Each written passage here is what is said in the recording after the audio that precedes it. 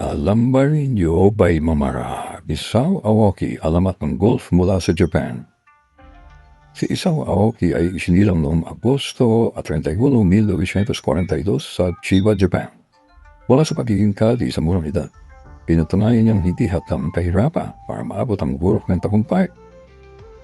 Sa kabila ng dominasyon ng panluranin sa golf, nagsikap si Aoki at naging isa sa pinakamatagumpay sa Japan Golf Tour na may 51 panalo.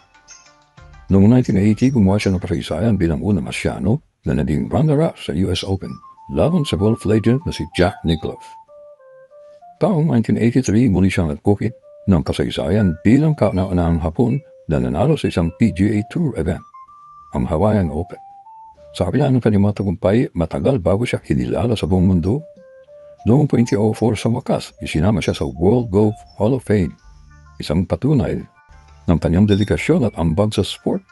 Higit pa sa pagiging kampiyon, si Aoki ay naging simbolo ng pag-asa para sa mga Asyano sa golf.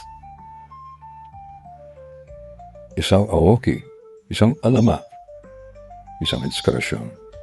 Isao Aoki mula sa Japan. Alam ba ninyo by Mamara?